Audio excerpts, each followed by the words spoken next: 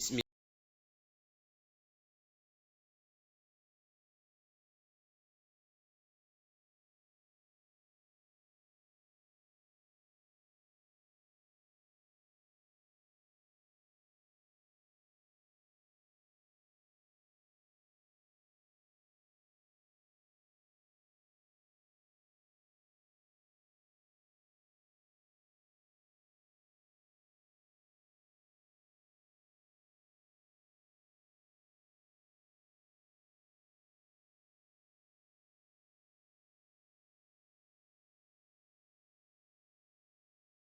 اعوذ بک من همزات الشیاطین واعوذ بک رب ان یحضرون بسم اللہ الرحمن الرحیم الحمد للہ وسلام علی عبادہ الذین اصطفیٰ ولعنۃ الدائمۃ الباقیۃ علی اعدائہم اجمعین من الآن الی قیام یوم الدین اما بعد اوصیکم ونفسی بتقوی اللہ وقال علی بن ابی طالب علیہم الصلاۃ والسلام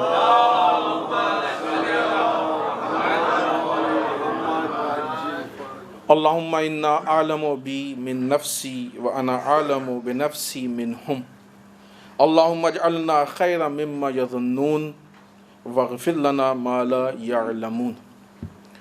عزیزان محترم، اس پہلے خطبے میں سب سے پہلے اپنے نفس اور آپ سب کو تقوی پروردگار کی دعوت دیتے ہوئے، اس لیے کہ تقوی اس بہترین نظام حیات اور زندگی گزارنے کے طریقے کا نام ہے کہ جس کو کائنات کی بہترین اور افضل ترین ذات کہ جس کے طفیل میں کائنات کو خداوند متعال نے خلق کیا ہے، اور یقیناً اس سے بہترین ذات کائنات میں کوئی نہ گزری ہے اور نہ آئے گی، سرکار رسالت مآب احمد مجتبیٰ محمد مصطفیٰ رسول خدا صلی اللہ علیہ وآلہ وسلم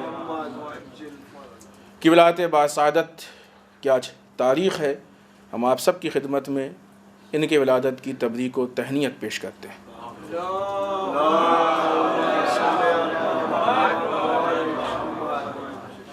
اسی کے ساتھ آپ کے فرزند صادق آل محمد امام جعفر صادق علیہ السلام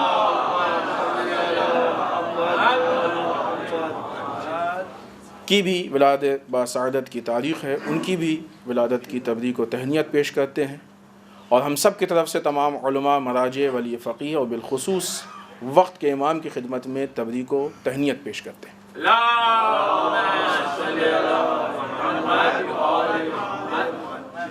تقوی اس نظام کا نام ہے کہ جس کو رسول لے کے آئے اور امام صادق نے اس کی حفاظت کی، نہ یہ کہ حفاظت کی بلکہ جیسے ہی امام کو موقع ملا آپ نے اس کے تحفظ کے لیے سب سے جو اہم کام کیا وہ لوگوں کی فکری تربیت کی۔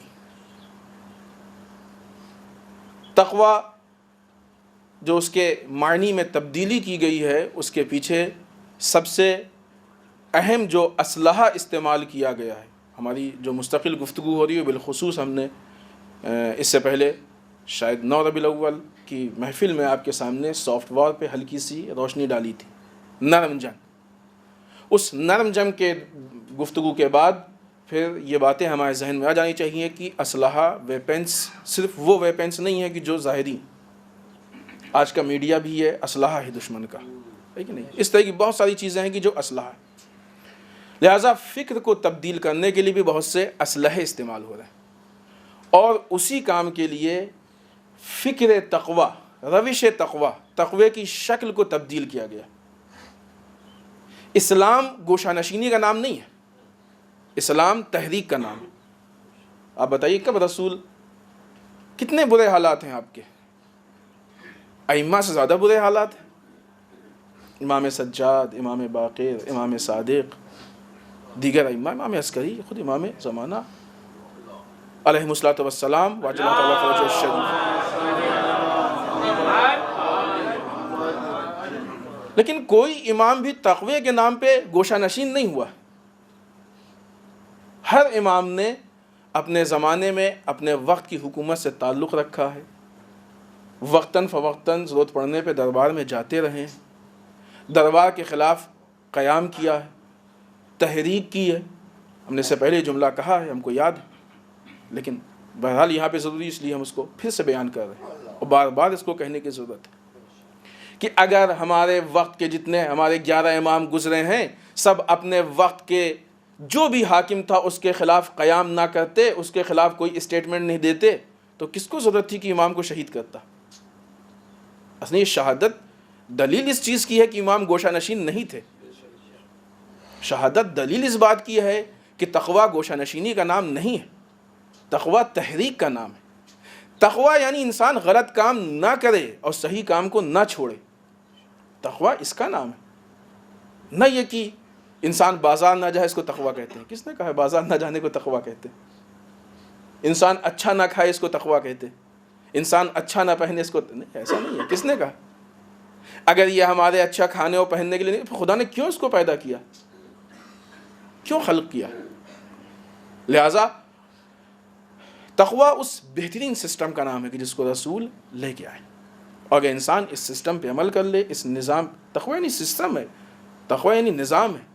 تقویٰ آبائی رسم و رواج کا نام نہیں ہے، تقویٰ ہمارے علاقے کے کلچر کا نام نہیں ہے، تقویٰ جو ہمارے یہاں ہوتا ہوا آیا اس کو فالو کرنے کا نام نہیں ہے. لہٰذا ہم یہ دیکھیں کہ جو بہترین سسٹم اور صحیح طریقے سے ہمارے نگاہوں کے سامنے ہو اس کو ہم اپنائیں، اس پہ عمل کریں، یہی بہترین تقویٰ ہے. آئیے جیسا کہ ہم نے پچھلے ہفتے آپ کی خدمت میں پیش کیا کہ ہم سورہ مومنون سے مومنین کی صفات یعنی خود متقین کے لیے وہ اہم ہے کہ اس کو بعض معنی کے اعتبار سے متقین کی صفات کہہ سکتے ہیں، اس کو پیش کریں گے. آج سب سے پہلی صفت اس کی آیت کی روشنی میں خداوند متعال ارشاد فرماتا ہے مومنون کے لیے الذین هم فی صلاتہم خاشعون، یہ وہ لوگ ہیں کہ جو اپنے نماز میں خشوع رکھتے ہیں. خشوع کسے کہتے ہیں؟ لفظ خشوع، خضوع و خشوع سنتے ہیں نا کہ نماز میں خضوع و خشوع ہونا چاہیے، ضروری. خوب اردو میں بعض لوگوں نے اس کے معنی کیے ہیں کہ اپنی نمازوں میں گڑ گڑانے والے، گڑ گڑاتے رہیں. اردو زبان بہرحال تھوڑی سی کوتاہ زبان ہے، تھوڑی چھوٹی زبان ہے. عربی کے ہر لفظ کے معنی کے اعتبار سے الفاظ اس میں نہیں پائے جاتے ہیں، لہذا بعض الفاظ کے مفہوم کو پیش کرنا پڑتا ہے. خوب اس مفہوم کے نتیجے میں یہ گڑ گڑانا، یہ معنی غلط نہیں جس نے کی ہے. اردو کے دامن میں اتنی ہی گنجائش تھی، اس سے آگے اردو اس مسئلے میں نہیں بول سکتی ہے، لیکن اس کی جب وضاحت کریں تو شاید آپ کے لیے واضح ہو جائے. علامہ طباطبائی نے راغب سے اس معنی کو بیان کیا ہے کہ خشوع وہ حالت ہے کہ جو سلطان قاہر کے سامنے پیدا ہوتی ہے. کیسی حالت سلطان قاہر کے سامنے پیدا ہوتی ہے؟ یہ وہ حالت ہوتی ہے کہ جب انسان کی ساری توجہ اسی کی طرف ہو جاتی ہے اور دوسری تمام چیزوں سے اس کی توجہ ہٹ جاتی ہے. بعض اوقات جب ہم کسی بڑے کے سامنے جاتے ہیں تو اس وقت یہ ذہن میں نہیں آتا ہے کہ گھر میں بچہ کیا کر رہا ہوگا، اس وقت یہ ذہن میں نہیں آتا ہے کہ ہم کو کھانے کے لیے فلاں سامان لے کے جانا ہے، اس وقت یہ ذہن میں نہیں آتا ہے کہ ہماری میٹنگ بھی ہے، اس وقت یہ چیزیں ذہن میں نہیں آتی. ساری توجہ اس بڑی شخصیت کے سامنے ہوتی ہے، جس کو بھی آپ سمجھ لیں، جو آپ کی نگاہ میں بڑا سے بڑا. مرجع وقت کو سمجھ لیں، پرائم منسٹر کو سمجھ لیں، پریسیڈنٹ کو سمجھ لیں، کسی منسٹر کو سمجھ لیں، کسی بہت بڑے بزنس مین دولت مند کو سمجھ لیں، اپنے آفس کے باس کو، کسی کو بھی سمجھ لیں. کوئی ایسی شخصیت ہوتی ہے کہ جب وہاں پہ ہم جاتے ہیں تو ہمارے اندر پھر خشوع کی حالت پیدا ہوتی ہے. بعض معنی میں کیا حالت ہوتی ہے کہ ہماری ساری توجہ اس کی طرف ہوتی ہے اور دنیا کی ہر چیز سے توجہ ہٹ جاتی ہے، پھر کوئی چیز ذہن میں نہیں آتی. اب اگر ہماری نماز میں کوئی چیز ذہن میں آئے تو اس کا مطلب کہ خشوع کی حالت پیدا نہیں ہو پائی. اب یہ ایک الگ سے تفصیلی بات ہے کہ خشوع کی حالت کیوں پیدا ہوتی ہے، کیونکہ بعض اوقات یہ شکوہ بہت آتا ہے کہ کیا کہیں نماز میں دوسرے خیالات ذہن میں آتے ہیں، اس سے بچنے کا کیا طریقہ ہے. بہت سارے لوگ تو اس کے لیے دعائیں پوچھتے ہیں کہ جو کہ ہے بھی نہیں، کہ کوئی دعا بتائیے کہ جس کو پڑھنے سے نماز خود ایک دعا ہے، خود ایک اس میں اذکار ہے، اس سے بہتر ذکر کہاں سے ہم لا کے آپ کو دیں. جس وقت آپ سورہ حمد پڑھتے ہو اس وقت کون سی دعا ہم آپ کو بتا دیں کہ سورہ حمد میں آپ کے خیال کہیں اور نہ جائے. سورہ حمد سے بڑی کون سی دعا ہم بتا دیں. یہ کام دعا سے نہیں ہے.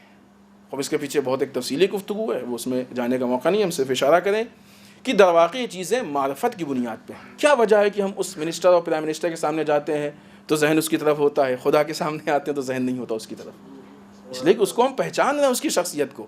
ذات پروردگار کی معرفت نہیں ہے، اس کو پہچانے، اس کے لیے ہم کو باقاعدہ علم حاصل کرنے کی کوشش کرنی چاہیے. اس کے لیے ہم کو معرفت کو حاصل کرنے کی کوشش کرنی چاہیے تاکہ ہم خداوند متعال کو بیشتر اور زیادہ پہچان سکیں تاکہ پھر اس کی طرف ہماری توجہ باقی رہے۔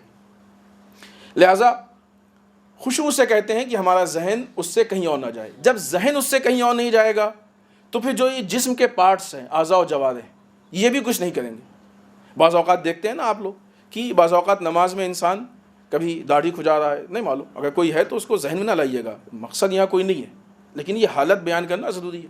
کوئی داڑھی کھجا رہا ہے، کوئی کچھ کر رہا ہے، کوئی کچھ کر رہا ہے، تو طرح کی چیزیں ہوتی ہیں۔ کچھ چیزیں ہوتی ہیں قہری۔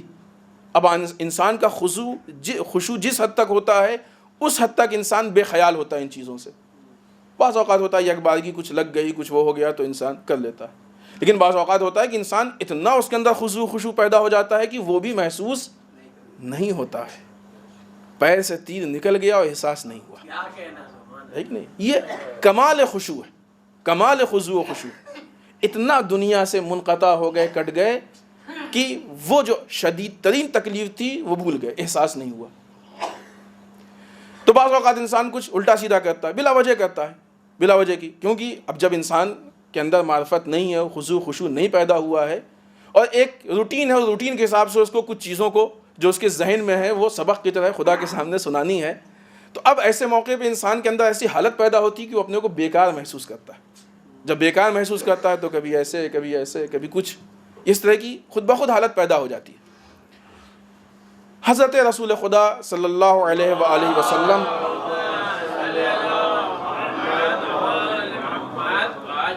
نے ایک شخص کو دیکھا کہ جو نماز کی حالت میں اپنی داڑھی کو کھجا رہا تھا، تو رسول فرماتے ہیں کہ اگر اس کے دل میں خشوع ہوتا تو اس کے اعضاء و جوارح بھی خاشع ہوتے۔ اگر اس کے دل میں خشوع، یعنی دل کا جو خشوع ہوتا ہے وہ انسان کے اعضاء و جوارح یعنی پارٹس، جو باڈی کے پارٹس، اس پہ بھی اثر انداز ہوتا ہے۔ پھر انسان یہ بیکار کی حرکتیں نہیں کرتا ہے، اب بیکار کھڑے ہیں تو کبھی داڑھی کھجا رہے ہیں، کبھی کچھ کر رہے ہیں، کبھی کچھ کر رہے ہیں، یہ سب چیزیں نہیں ہوتی ہیں۔ تو اعضاء و جوارح پھر اس انسان یہ دنیا کی چیزیں ذہن میں آتی نہیں ہیں اس کے، یہ خشوع کا نتیجہ ہے، خشوع کا اثر ہے کہ انسان جب خضوع و خشوع کی حالت میں ہوتا ہے تو پھر انسان یہ ساری چیزیں بھول جاتا ہے، اصلا ذہن میں نہیں آتی۔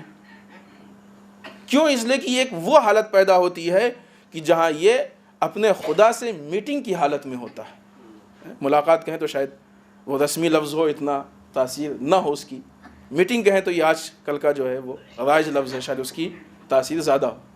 یہ اپنے خدا سے میٹنگ کی حالت میں ہوتا ہے، پالنے والے تیری اطاعت کی حالت میں، تیری عبادت کی حالت میں، تیری پیروی کی حالت میں، تیرے حکم کو انجام دینے کی حالت میں۔ لہٰذا مومنین کی صفات میں سے سب سے پہلی صفت جو سورہ مومنون میں قرآن مجید بیان کرتا ہے، یہ وہ لوگ ہیں کہ جو نماز میں خشوع کی حالت میں ہوتے ہیں، خشوع کی حالت میں نماز پڑھتے ہیں۔ خوب اس کی بھی تفصیل ہے، جتنی باتیں ہم پیش کریں گے تفصیل ہے قرآن کی، یہ پورے اس پہ کلاس ہو سکتے ہیں، ہوتے ہیں اور ہونے چاہیے، لیکن خطبے میں ہم صرف آپ کے سامنے پوائنٹس پیش کریں گے۔ سوال اس بات کا ہے کہ قرآن نے یہ کہا ہے کہ مومنین وہ لوگ ہیں کہ جو نماز میں خشوع کی حالت میں ہوتے ہیں، لیکن کون؟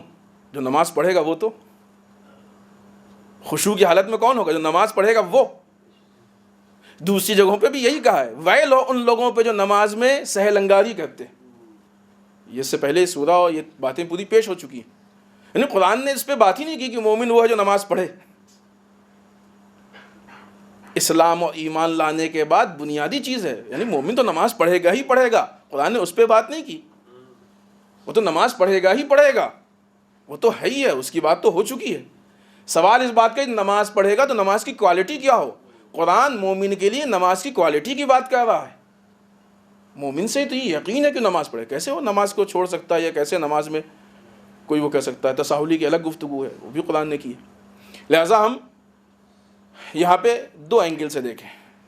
اس سے پہلے بھی چونکہ نماز سے متعلق گفتگو ہوئی تھی تو ہم نے اس بات کو پیش کیا تھا کہ نماز پڑھیں، اول وقت نماز پڑھیں، کوشش کریں جماعت نہ چھوٹنے پائے۔ اس کی اہمیت میں بہت ساری چیزیں ہیں، بہت تفصیلات ہیں جو پیش ہو چکی ہیں اور انشاءاللہ ہوتی رہیں گی۔ پھر جب ہم نماز پڑھیں تو اس نماز کو کوالٹی کے ساتھ پڑھیں کہ وہ اس کے اندر اس نماز کے لیے، نماز میں ہمارے اندر خشوع پیدا ہو، یعنی ہمارا ذہن کہیں اور نہ جانے پائے۔ آئیے ہمیشہ کی طرح امیر بیان مولا متقیان حضرت علی ابن ابی طالب علیہ الصلوۃ والسلام کے کلمات قصار میں سے ایک کلمہ اور ایک جملہ مولا ارشاد فرماتے ہیں، ایک موقع آیا کہ جب ایک قوم نے آپ کے سامنے آپ کی تعریف کی. تعریف چہرے پہ نہیں ہوتی ہے، تعریف پیٹھ پیچھے ہوتی ہے. اور جو بھی تنقید ہوتی ہے، عیب جو ہوتے ہیں وہ چہرے پہ بیان کی، البتہ بیان کیے جاتے ہیں، لاٹھی نہیں ماری جاتی ہے. وہ بیان کرنے کا طریقہ ہے بہت خاموشی سے، آہستہ سے، نہ کہ مجمع عام میں تم ایسے ہو ڈانٹ دیا جا کے، نہیں، بہت نرمی سے. ہاں چونکہ عام طور سے یہاں ایسا ہوتا رہتا ہے، دکھائی یہی دیتا ہے.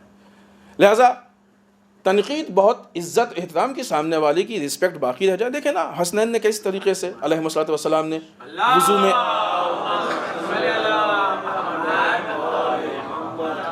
کیسے وضو کی اصلاح کی کہ دیکھیں ہمارا وضو تو نہیں غلط ہے، بتانا یہ تھا کہ تمہارا غلط ہے. اس سے یہ بھی نہیں کہا کہ تمہارا غلط ہے. یعنی میسج کس طریقے سے انڈائریکٹ پہنچایا، اس طریقے سے تنقید ہوتی ہے. ابھی اس پہ گفتگو نہیں. چہرے پہ تعریف اچھی چیز نہیں ہوتی ہے. بعض روایتوں میں ہے کہ اگر کوئی چہرے پہ تعریف کرے تو ایک مشت خاک اس کے منہ پہ ڈال دو. چہرے پہ مطلب نہیں، سامنے ایک مٹھی خاک. البتہ نہیں کہ مٹی جا کے ڈھونڈ کے لائیں آپ، نہیں، یعنی یہ کہ اس کو اس چیز سے روک دیں، اس کی یہ بات منقطع ہو جائے. اور اگر کسی کی ایسی موقعیت ہے کہ اس کے منہ پہ تعریف کی جاتی ہو تو وہ اپنے آپ کو تعریف کے مسئلے میں بے حیا بنائے. کیا مطلب؟ بے حیا کیسے کہتے ہیں؟ وہ بے حیا اصل معنی میں نہیں، یعنی اس تعریف کی بنیاد پہ اپنے آپ کو بڑا نہ سمجھنے لگے. یہ نہیں سمجھا کہ چار آدمی نے آ کہہ دیا کہ کیا کہنا آپ نے، بہت اچھی مجلس پڑھی تو پھول گیا، ہم سے اچھا خطیب تو کوئی ہے ہی نہیں. حقیقت کو ہم سے بہتر کون پہچانتا ہے؟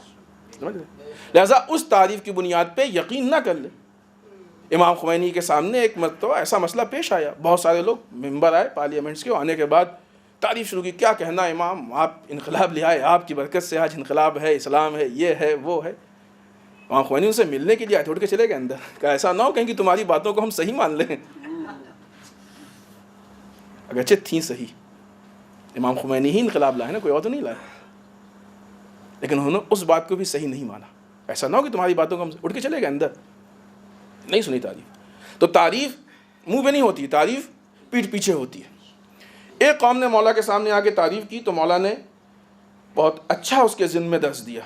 مولا فرماتے ہیں اللہم ان اعلم بی من نفسی،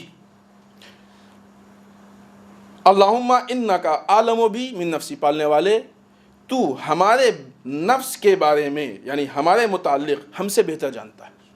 حقیقت ہے انسان خود کو اتنا نہیں پہچانتا جتنا خدا پہچانتا ہے. پالنے والے، یہ دعا بھی ہے، اس کو آپ لوگ یاد بھی کر سکتے ہیں. نہج البلاغہ میں کلمات قصار میں ہے، اس کو دعاؤں میں آپ پڑھ بھی سکتے ہیں. مولا کی زبان سے نکلی دعا ہے، بہترین بابا کا. یہ الٹے سیدھے لوگوں کی دی ہوئی دعائیں بہت یاد ہوتی ہیں نا، اس دعا کو پڑھیں، یہ امام علی کی دعا ہے. پالنے والے تو ہمارے نفس کے بارے میں ہم سے بہتر جانتا ہے، اور میں اپنے آپ کو ان سے بہتر جانتا ہوں.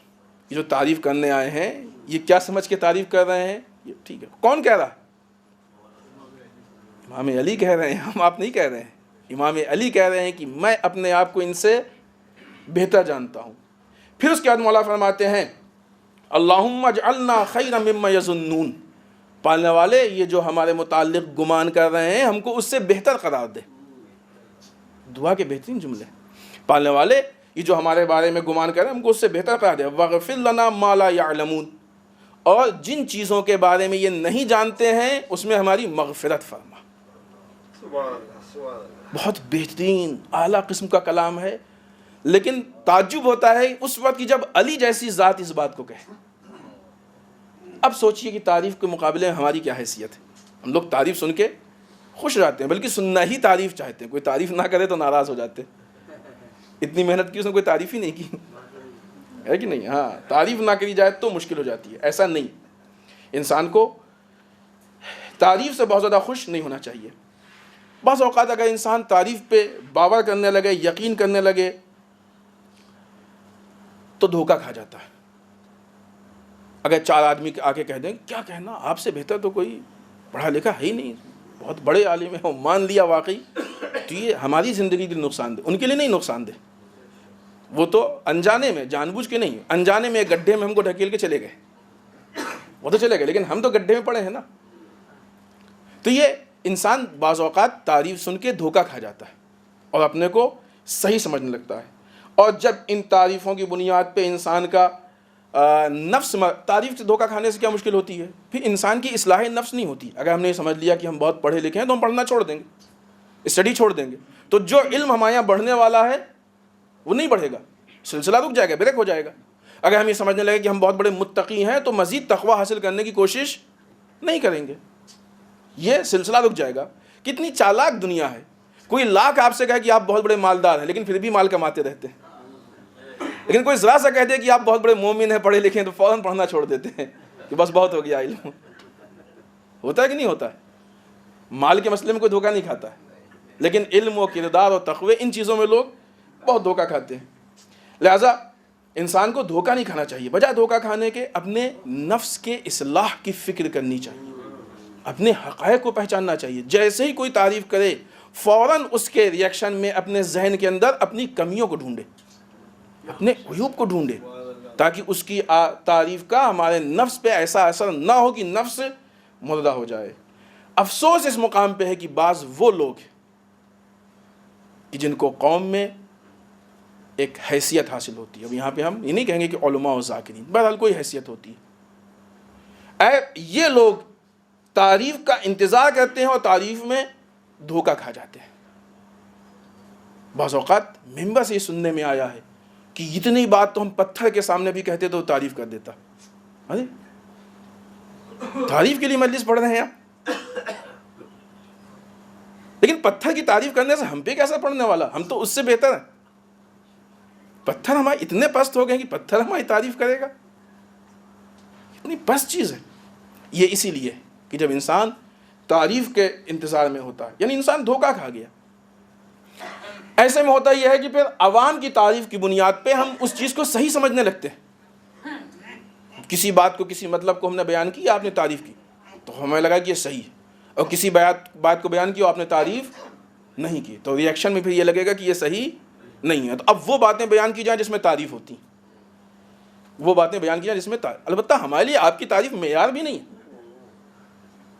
حقیقت یہی ہے, بات ہم سے ہم نہیں ہے. جتنے لوگ بھی اہل علم ہیں, یہ جو علماء پڑھ کے آئے ہیں, کیا آپ ان کی تعریف کریں گے کہ یہ بہت اچھے ہیں؟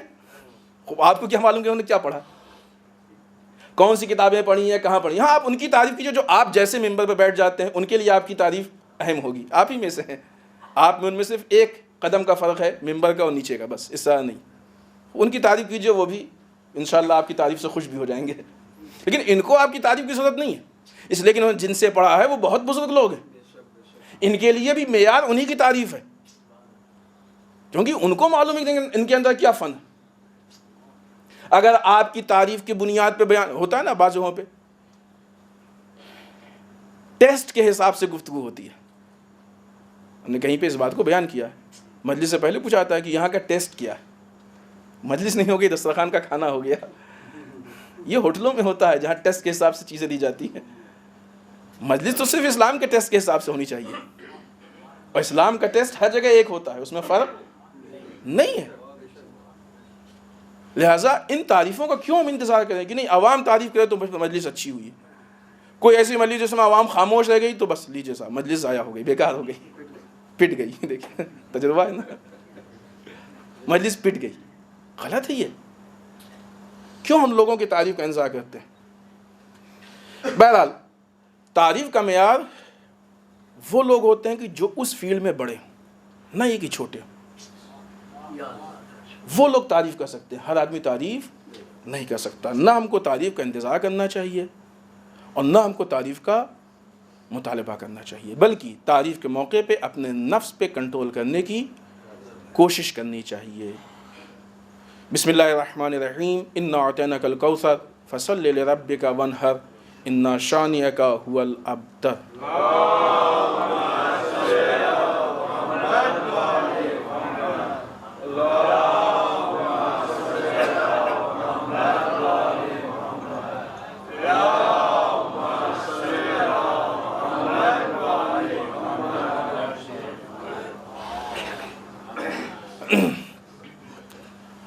رب اعوذ بک من همزات الشیاطین واعوذ بک رب ان یحضرون.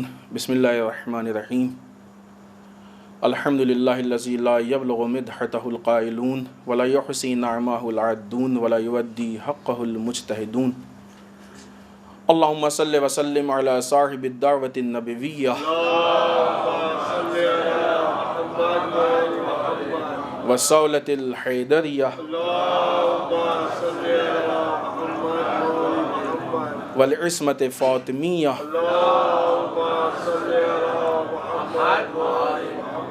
والحلم الحسنیہ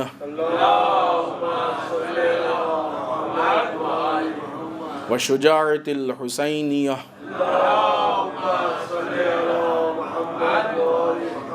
والعبادۃ السجادیہ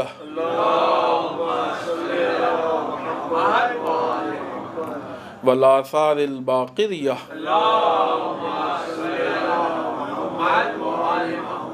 والمأثر الجعفریہ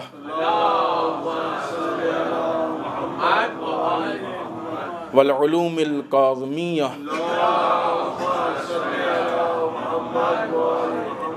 والرضاء الرضویہ والجود التقویہ والنقاوۃ النقویہ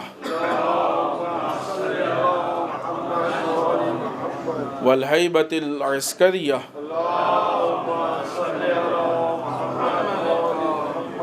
والغیبۃ الہیہ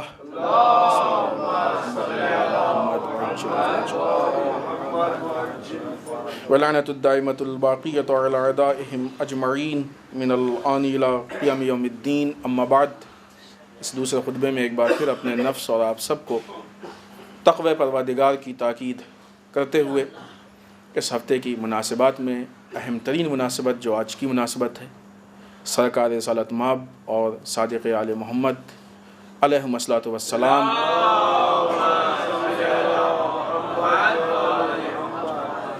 کی ولایت باسعادت کی تاریخ ہے کہ جن کے ہدیہ تبریک آپ کی خدمت میں ابتدا میں پیش کی جا چکی ہے. رسول اکرم اس دنیا میں اس لیے آئے تھے کہ وہ انسانوں کے اندر انسانیت کو ڈال سکیں. آپ فرماتے ہیں بعثت لأتمم مکارم الاخلاق، ہم مکارم اخلاق کو پائے تکمیل تک پہنچانے کے لیے آئے. آج کی وہ تاریخ ہے کہ ہم یہ دیکھیں کہ ہم سیرت رسول سے کتنا نزدیک ہیں. دونوں محفلوں میں ہم نے اسی چیز کے پس منظر میں گفتگو کی ہے. ہم رسول سے جتنا نزدیک ہیں اتنے ہی ہم عروج پہ ہیں، اتنے ہی معراج پہ ہیں، اتنے ہی بلندی پہ ہیں، اتنے ہی ترقی پہ ہیں. اور سیرت رسول سے جتنی دور ہیں اتنے ہی ہم پستی میں ہیں، اتنے ہی ہم انحطاط کی طرف آگے جا رہے ہیں، اتنے ہی ہم نیچے کی طرف گر رہے ہیں. ہم سیرت رسول کو معیار مانیں، اور اس کے لیے سیرت رسول کا جاننا ضروری ہے. یہاں پہ بعض موقعوں پہ سیرت رسول پہ پورے اشرے ہوئے ہیں، دوسرے علماء نے بیان کیے ہیں، بعض موقعوں پہ ہم نے بھی ان چیزوں کو بیان کیا ہے اور انشاءاللہ بیان ہوتی رہیں گی. آپ سے بھی گزارش ہے کہ جب علماء و ذاکرین کو بلائیں تو ان سے ان چیزوں کا مطالبہ کریں، اس لیے کہ سیرت رسول اس بزرگ ترین فریضے اور ذمہ داری کا نام ہے کہ جس کو ہمیں فراموش نہیں کرنا چاہیے. حتیٰ میدان کربلا کی جنگ بھی سیرت رسول کے تحفظ کے لیے ہوئی تھی. امام حسین نے روز اول کہا تھا کہ ہم اپنے جد اور اپنے باپ کی سیرت کے بقا کے لیے ہم قیام کر رہے ہیں. آزاداری کے نتیجے میں سیرت رسول کا تحفظ ہونا چاہیے. ان میں سے ایک اہم ترین صفت کہ انشاءاللہ ہم کوشش کریں، اور آج کے دن کی بہترین عیدی صرف پیسہ نہیں ہے، اور اچھی چیزیں ہیں، پیسے سے بھی اچھی چیزیں، کم ترین چیز پیسہ ہے. رسول کی عیدی یہی ہے، رسول کی عیدی یہی ہے. ہم آج بہترین عیدی اس کو مانیں کہ اپنے اخلاق میں تبدیلی پیدا کرنے کی کوشش کریں، بہترین اخلاق کی طرف جانے کی کوشش کریں. بہت سارے مسائل، بہت ساری مشکلات. البتہ اخلاق ایک تفصیلی چیز ہے. اخلاق کبھی ظاہری ہوتا ہے، اخلاق کبھی باطنی ہوتا ہے. ظاہری ملاقات میں اچھے سے پیش آنا، باطنی اخلاق اپنے نفس کی اصلاح کرنا، تزکیہ کرنا. اخلاق چھوٹی چیز نہیں ہے، اخلاق پورا علم ہے. علماء اخلاق ہیں، بزرگان ہیں. درس اخلاق علماء کے مشہور تھے. آیت اللہ مشکینی کا درس اخلاق، امام خمینی کا درس اخلاق. حوزے میں لوگ سارے کام چھوڑ کے درس اخلاق میں جایا کرتے تھے. بہت بڑے بڑے درس اخلاق ہوا کرتے تھے. ہم جتنا جانتے ہیں اور جتنا ہم کر سکتے ہیں وہاں سے ابتدا کریں. باقی جو نہیں جانتے ہیں اس کو جاننے کی کوشش کریں. یعنی تعجب آور ہے، لیکن چونکہ ہمارے یہاں ماحول نہیں ہے اس لیے بہت آسان سے لگتا ہے۔ تعجب آور ہے کہ کوئی ایسا شہر ہو کہ پورے شہر میں کوئی درس اخلاق نہ ہوتا، کیونکہ یہ ہمیشہ کی ضرورت ہے، ہر وقت کی، ہر جگہ کی ضرورت ہے۔ جب علماء امام خمینی کے درس اخلاق میں جاتے تھے، علماء حوزے کے علماء، وہ لوگ بھی جو درس خارج میں ہوتے تھے، تو جا کے کہتے تھے کہ ہفتے میں جو ایک دن کا درس اخلاق ہوتا ہے یہ ہم کو پورے ہفتے کے لیے چارج کر دیتا ہے، اگر درس اخلاق نہ ہو تو شاید ہماری معنویت میں کمی آ جائے۔ وہ جو کہ حوزے کے ماحول میں جن کے یہاں خود تزکیہ نفس پایا جاتا ہے، عوام کے لیے کتنا ضروری ہوگا درس اخلاق۔ لیکن بہرحال ماحول نہیں ہے ان چیزوں کا، اس لیے کہ درس اخلاق میں وہ واہی کی چیزیں ہیں اور وہ چیزیں نہیں ملیں گی، خشک چیزیں ہوتی ہیں، اپنے نقائص بیان کیے جاتے ہیں، اور جو ہم کو بعض اوقات بہت برے لگتے ہیں کہ جس کی بنیاد پہ ہم جھگڑے بھی کر لیتے ہیں۔ ہم کوشش کریں کہ سیرت رسول سے اس ایک صفت کو اپنائیں تاکہ ہم آگے بڑھیں۔ دوسری مناسبت صادق آل محمد امام جعفر صادق علیہ السلام،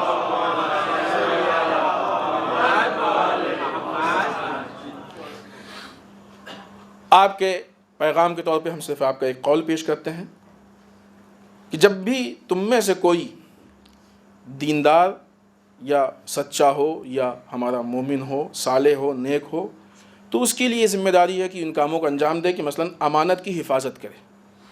تو ان چیزوں میں خود تفصیلات ہیں، یہاں پہ ہم صرف وہ باتیں پیش کر رہے ہیں۔ لوگوں کے ساتھ اچھے اخلاق سے پیش آئے، دیکھیں یہاں بھی اخلاق کی بات آ گئی، لوگوں کے ساتھ اچھے اخلاق سے پیش آئے۔ اس طرح آپ نے کچھ صفات بیان کی اور کہا کیوں؟ اس لیے کہ یہ انسان وہ ہے کہ جو یہ کہا جائے گا اس کو لوگ کہیں گے کہ یہ جعفری ہے، یعنی امام جعفر صادق کا ماننے والا ہے۔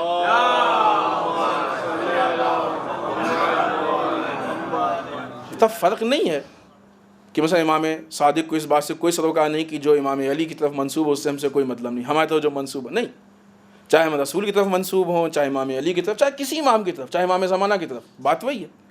لہٰذا لوگ یہ کہیں گے کہ یہ جعفری ہے، لہٰذا جب یہ جعفری کہیں گے اور اس کے اچھے اخلاق کو، اچھی چیزوں کو دیکھیں گے کہ امانت میں رعایت کر رہا ہے ساری چیزیں، تو اس سے ایک اچھا اثر جائے گا، لوگوں میں اچھا میسج جائے گا، اور یہ وہ چیز ہے کہ جس کی بنیاد پہ ہم بھی خوش ہوں گے، لوگوں میں اچھا میسج جائے گا اور ہم بھی اس کی بنیاد پہ خوش ہوں گے۔ کیوں؟ اس لیے کہ لوگ یہ سمجھیں گے کہ یہ امام جعفر صادق کے آداب میں سے ہے کہ جس کو اس نے قبول کیا، یہ ان کی تربیت میں سے ہے، ان کے پیغام میں سے ہے کہ جس پہ یہ عمل کر رہا ہے، لہٰذا یہ ہمارے آداب کا نمونہ بن جائے گا۔ لیکن اگر اس کا اخلاق اچھا نہیں ہوا اور لوگوں کے سامنے جائے گا اور لوگ اس سے پریشان ہوں گے، ناراحت ہوں گے، لوگوں کو پریشان کرے گا، تو ایسی صورت میں اس نتیجے میں لوگ کہیں گے کہ کیا جعفر صادق کی یہی تربیت ہے؟ یہ ہمارے لیے توہین کا باعث ہوگا علیہ الصلوۃ والسلام۔ لہٰذا امام یہ چاہتے ہیں کہ ہمارے ظاہری اور باطنی دونوں ہمارا کردار بہتر سے بہتر ہونا چاہیے۔ تیسری مناسبت آنے والی وہ کل کی تاریخ، مولا کائنات کی بہت ہی شجاع دختر جناب ام کلثوم سلام اللہ علیہا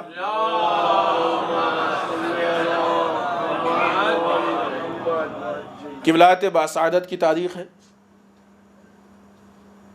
جناب ام کلثوم کے لیے کس اینگل سے آپ کے فضائل بیان کیے جائیں؟ کربلا کی تحریک میں ایک بہترین کردار ہے، شجاعت اس پائے کی کہ آپ کے خطبات سے خود یہ چیزیں بہت واضح ہیں اور عیاں ہیں، حتیٰ خود دربار کوفہ اور دربار شام میں جو آپ نے اپنی سیرت پیش کی ہے، وہ ایک بہت چھوٹی سی چیز جو کہ ہمارے سماج کے لیے بڑی ہوتی جا رہی ہے کہ جناب ام کلثوم کو حجاب بہت پسند تھا۔ ہمیں بعض اوقات تعجب ہوتا ہے کہ وہ عورتیں کہ جو کہ بغیر حجاب گھومتی ہیں، یہ کیوں مصائب میں اس بات پہ روتی ہیں کہ جناب زینب کی چادر چھن گئی؟ کیوں روتی ہیں؟ جس چیز کی ویلو ہوتی ہے اس کے چھننے پہ افسوس ہوتا ہے نا۔ اگر ان کی نگاہ میں حجاب کی ویلو ہوتی تھی خود حجاب کرتی، کیوں روتی ہیں اس بات پہ کہ جناب زینب کی چادر چھن گئی؟ کیوں روتی ہیں اس بات پہ کہ جناب ام کلثوم کی چادر چھن گئی؟ اس لیے کہ صبر ہو رہے ہیں، یہ انداز ہے ذاکر کا اس بنیاد پہ، کیونکہ یہ مصیبت تو ان کے لیے مصیبت کیسے ہو سکتی ہے؟ اگر ان کے لیے اہم ہوتا تو خود حجاب کرتی ہے کہ نہیں؟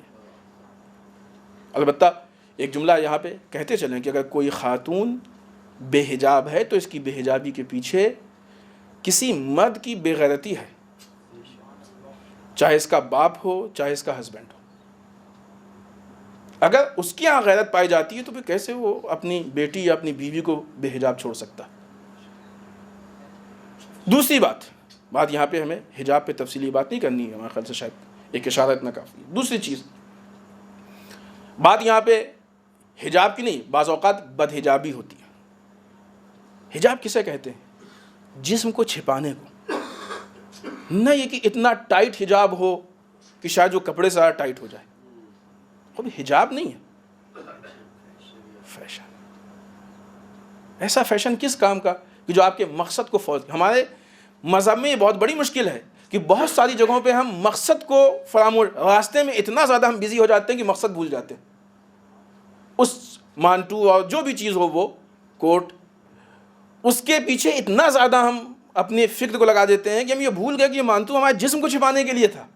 جسم تو چھپا نہیں، اس سے جسم کے ساتھ تو اور زیادہ ہوگی۔ لہذا اسے کہتے ہیں بد حجابی، یہ بھی خطرناک ہے۔ اور بہت سارے پرابلمس ہیں، بہت ساری چیزیں واقعی حیا مانے ہوتی ہے کہنے میں، اگرچہ نہیں ہونا چاہیے، ورنہ نہیں کہا جائے گا تو یہ عیب ہٹیں گے کہاں سے؟ لیکن بہرحال نہیں کہہ سکتے جو چیزیں ہوتی ہیں، جو خبر ملتی ہیں، جو رپورٹ آتی ہے۔ دوسری چیز، تیسری چیز، کہ اگر بالفرض حجاب بھی ہے اور صحیح بھی ہے تو حجاب کا مطلب یہ نہیں ہوتا ہے کہ اتنی چیزوں کو چھپا کے باقی دکھائیں۔ حجاب کا مطلب اتنا چھپانا ہی چھپانا ہے، باقی اگر ضرورت ہو تو ٹھیک ہے سامنے آ جائیں، پھر اس حجاب میں آئیں، یہ نہیں کہ اتنے کے علاوہ باقی دکھایا جائے۔ آج اکثر اوقات پہ میں آپ کو بتائیں کہ کسی نے ہم کو فیس بک پہ فرینڈ ریکویسٹ بھیجی، صرف ہم اس لیے اس کو ایکسیپٹ نہیں کر رہے ہیں کہ جو اس کے پروفائل میں فوٹو ہے بہت بھڑکیلا، نہیں کر سکتے ایکسیپٹ، کیونکہ وہ پھر ہمارے یہاں دکھائی دے گا، ہمارے یہاں دکھائی دے گا۔ ہم نہیں چاہتے کہ ایسی چیز ہمارے پیج پہ دکھائی دے۔ فیشن، ہسبینڈ وائف گلے میں ہاتھ ڈالے یا الگ الگ پوز میں فوٹو کھنچا کے اس کو فیس بک پہ ڈال لیں، بیڈ روم کے سین فیس بک پہ آ جائیں، یہ بے حیائی بے غیرتی نہیں تو کیا؟ یہ عورتوں کے فوٹو کیوں مجمع عام میں، کیا دکھانا چاہتے؟ عجیب نہیں ہے یہ؟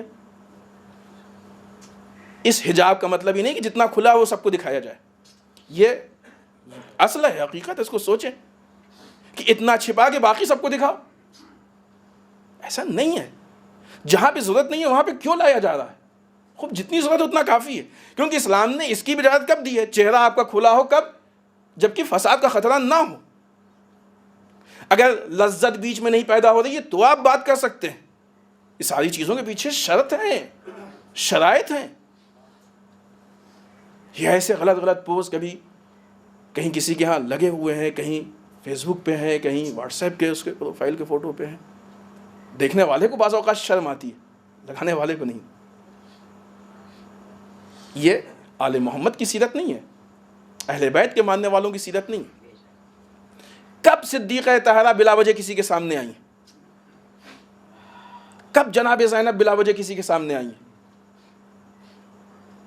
ہم نے کہیں مصائب میں اس بات کو پڑھا ہے کہ جب جناب زینب نے جناب حبیب کو سلام کہلایا تو جناب زینب کا سلام کہلانا اتنا شاق تھا کہ حبیب نے تماچے مارے اپنے منہ پہ، اپنے آپ کو زمین میں گرا دیا، خاک اڑانے لگے۔ کیوں؟ اس لیے کہ آل محمد کے گھرانے میں حبیب کے لیے بہت عجیب لگا کہ کوئی خاتون کسی باہر مرد کو سلام اس طرح کہلائے۔ حبیب کی نگاہ سے پہچانی ہے، جس چیز کی ضرورت نہ ہو نہ کریں وہ، ٹھیک ہے، ایک مجبوری ہے، کبھی وہ کوئی مشکل ہے، کوئی حالات پیش آ گئے ہیں تو ٹھیک ہے، ایجوکیشن ہے، علم حاصل کرنا ہے، ٹھیک ہے، وہ الگ۔ لیکن جس چیز کی ضرورت نہیں ہے اس کو کیوں ہم کر رہے ہیں؟ بلا وجہ اپنی بیوی کو فیس بک پہ اس کی فوٹو ڈال لیں، کیوں؟ دنیا کو کیا دکھانا چاہتے ہیں؟ اظہار محبت کریں، معلوم ہے کہ ٹھیک ہے، ہم نے خود نکاح میں دعا ہوئی ہے، نکاح کی تاثیر میں سے کہ یہ بھی تاثیر ہے کہ آپ کے ہسبینڈ وائف کے بیچ میں انشاءاللہ محبت ہو، پھر بھی دعا کریں گے انشاءاللہ محبت ہو، لیکن اس کو پبلک کے سامنے لانے کی کیا ضرورت ہے؟ سب کو معلوم ہے کہ محبت ہے، کوئی جھگڑے کی خبر نہیں، اس کا مطلب محبت ہے، انشاءاللہ رہے، خدا اس میں اضافہ کرے۔ لہذا غیر اخلاقی چیزیں، اس سے ہم پرہیز کریں۔ اگلی چیز، ایک بہت بڑے پیمانے پہ تحریک شروع ہوئی ہے، قرآن مجید سورہ فتح کی شاید 29 نمبر کی آیت ہے. بسم اللہ الرحمن الرحیم.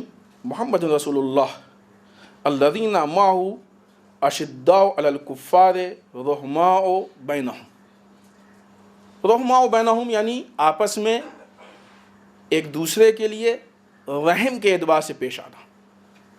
یہ مسلمانوں کے لیے کہا گیا ہے. بہت اہم آیت ہے. آپ جائیے اس آیت کو پڑھیے, اس کا ترجمہ پڑھیے, اس کی تفسیر پڑھیے.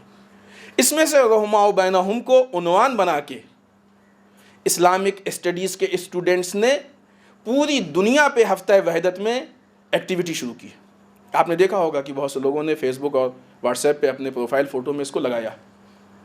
یہ اسی تحریک کا جز ہے تاکہ ہم پوری دنیا میں اتحاد کی فضا کو قائم کر سکیں. اور الحمدللہ یہ کامیاب ہے. خدا کرے کہ کامیاب ہوں, مزید کامیاب ہوں, تاکہ پیغمبر رحمت کا پیغام رحمت لوگوں تک پہنچائیں. یہ وہ پیغمبر ہے جس نے کفار سے بھی رحم سے برخورد کیا اور وہاں بھی رحم کے ساتھ پیش آئے. جو کفار کے متعلق آیات ہیں یا اس آیت میں جو باتیں ہیں وہ ان کفار کے لیے جو اسلام کے خلاف ہیں. نہیں کہ کوئی بھی کافر تم کو ملے اور کاٹ ڈالے, ایسا کچھ نہیں ہے. رانگ میسج ہے. یہ جو بھی دے رہا ہے غلط دے رہا ہے.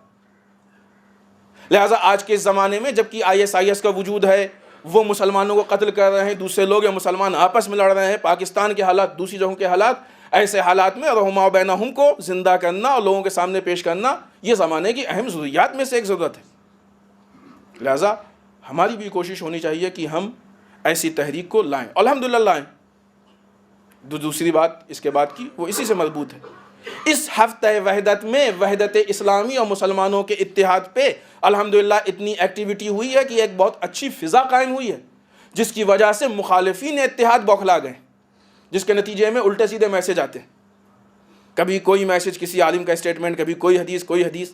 آپ سے اس بات کی گزارش ہے کہ کوئی بھی میسج آپ کے پاس آئے جب تک کہ اس کا ریفرنس یا اس کے صحیح ہونے کی دلیل نہ ہو مت مانیے گا. اس لیے کہ یہ اس اتحاد کے میسج کا ریئیکشن ہے. جو لوگ مخالفین اتحاد ہیں اس اتحاد کی فضا کو دیکھ کے بوکھلا گئے اور اس کو توڑنا اگرچہ وہ کامیاب نہیں ہوں گے, کیونکہ ان کے پاس نہ کوالٹی ہے نہ کوانٹٹی. مقدار میں بھی بہت کم ہے, ان کے پاس کوئی کوالٹی بھی نہیں, کیونکہ علم نہیں ان کے پاس. اس لیے کوئی صاحب علم اتحاد کا مخالف نہیں ہے. علماء, مراجع, آیات اعظام, کوئی بھی اتحاد کا مخالف نہیں. لہٰذا ایک بہت اچھی فضا ہے, انشاءاللہ ہم اس کو قائم رکھیں. اس کے ساتھ بہرحال وقت ختم ہو گیا, صرف ذکر کر دیں سامرا اور بغداد دونوں جگہ بلاسٹ ہوا ہے.